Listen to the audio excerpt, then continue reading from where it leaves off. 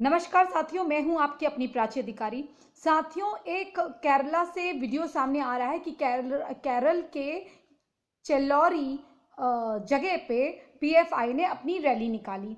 अब कई लोगों का कहना है कि इस रैली में जो पीएफआई है उसने ये जो रैली निकाली इसने आरएसएस के कार्यकर्ताओं को बंधक बना के गल्फ देश के भांति, जैसे गल्फ कंट्रीज में होता है कि जो नॉन मुसलमान जो नॉन मुसलमान होते हैं या नॉन मुस्लिम होते हैं, गैर मुसलमान होते हैं, उनके साथ इस प्रकार से किया जाता है कि उनको प्रताड़ित किया जाता है, उनको गाय भैंसों की तरह बांधा जाता है। तो मेरे सामने मुझे भी सच्चाई जानने का था। तो एक्चुअली में उन्होंने आरएसएस वालों की पोशाक पहना के अपने ही लोगों को बंधक बना के वहां से फिराया, क्योंकि वे लोकल मानुष के मन में और समूचे सनातन पंथ के मन में आरएसएस के प्रति आरएसएस एक कमजोर संगठन है और प्रत्येक व्यक्ति जो आरएसएस ज्वाइन करता है या आरएसएस वाले की किसी प्रकार से मदद करता है, उसके साथ यही अंजाम होगा जो एक गंदे काफिर के साथ किया जाता है। ये उनका मैसेज देना था।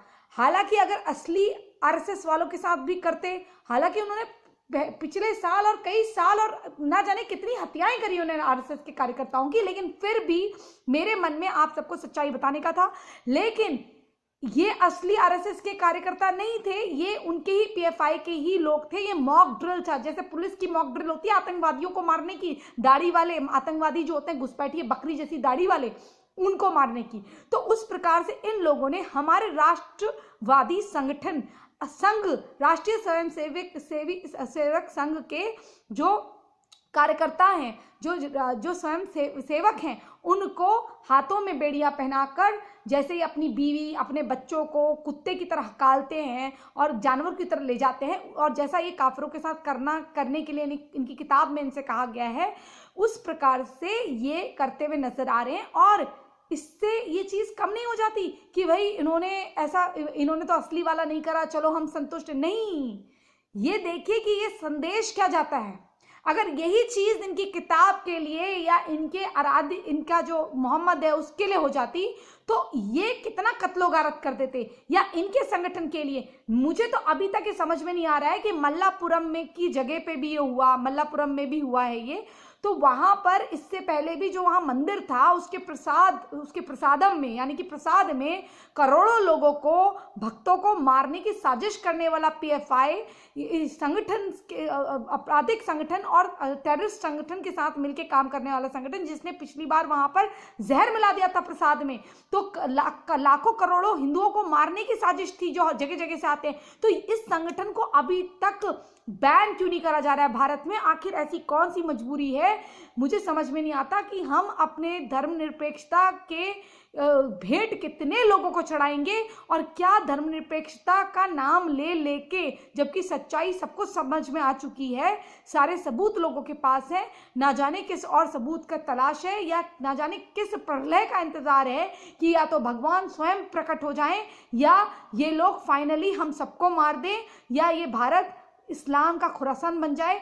क्या ये लोग चाहते हैं? चाहे वो कांग्रेस की सरकार हो या बीजेपी की, मुझे समझ में नहीं आ रहा। मैं बीजेपी से तो इतनी उम्मीद रखती हूँ कि धीरे धीरे शासन सत्ता आते ही सारे देश को, समूचे देश को एकजुट करने का काम बीजेपी करेगी। लेकिन ये अपीजमेंट की पॉलिटिक्स से बचना चाहिए, क्योंकि जिस वोट के आधार पर, जिस तरीके से बहुसंख्यकों के वोट मांग कर आप आए थे, और आपने जिस प्रकार के प्रोमिसेस यानी कि वादे करे थे कि आप ये जो अपीजमेंट है इसकी राजनीति बंद करेंगे और बहुसंख्यकों के साथ भी न्याय करेंगे, क्योंकि हमारी बात सुनने वाला कोई नहीं था। हम नाम के लिए तो बहुसंख्यक हैं, लेकिन हमारा काम सिर्फ मार खाना या दब के रहना और सहना हो गया है। इस प्रकार का जो वातावरण है, इसमें एक सामान्य नागरिक जो सामान्य अधिकार चाहता है वो नहीं जी सकता।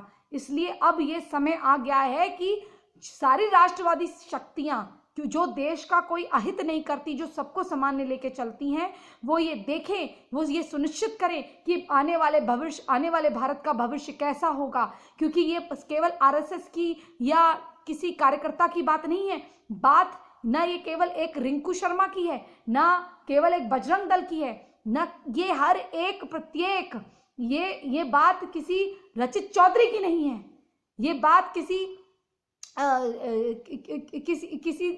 निकिता की नहीं है, ये बात किसी भी उस आदमी की नहीं है जो मुस्लिम के द्वारा मारा गया है या प्रताड़ित किया गया है, या उस लव जिहाद में फंसी है लड़की जिसकी, उसकी किसी की बात नहीं। ये बात है प्रत्येक भारतीय के अस्तित्व की, ये बात है भारत के असल मूल अस्तित्व की, ये बात है भारत में पलते हमारे जन्मे सनातन की। अगर आज हमने ये सब होने दिया और हमने ये सोच के संतुष्टि पाल ली, अरे वो तो मॉक ड्रिल था, मॉक ड्रिल एक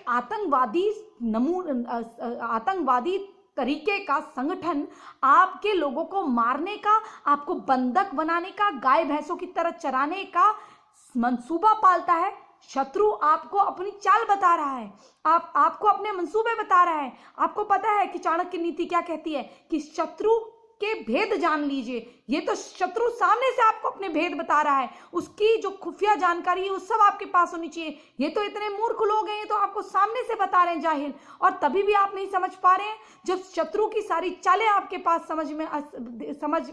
आपके पास सारे उसकी चालों के सबूत आपके पास आ गए, तो कोई ना कोई आप उसके खिलाफ कार्रवाई करें, अन्यथा आप भारत के गौरवशाली इतिहास और इस गौरवमयी जीवन को खो बैठेंगे। एक सनातनी होने का जो सुख आपके जीवन में है, आप इसको गवा देंगे। और जैसे आज यदि जी भूल गए हैं कि वो कौन थे, क्या थे, उस प्रकार से नाना प्रकार के जैसे सभ्यता समाप्त हो गई, तो ये मत समझना ये भी समाप्त हो जाएगी अगर ऐसा ही रहा। पारसी चंद बचे हैं, तुम चंद मत बचो। अपने देश में अल्पसंख्यक मत होना, देश खो बैठोगे। मॉडर्न होना अलग बात है, जड़ों से जुड़ना एक गौरवान्वित करने वाली एहसास है। वो एहसास से मत छूटो, इस भारत को मत टूटने दो। जय जय हिंद, जय जय भारत, वंदे मातरम, जय जय श्री राम, जय शबरीमल्ला।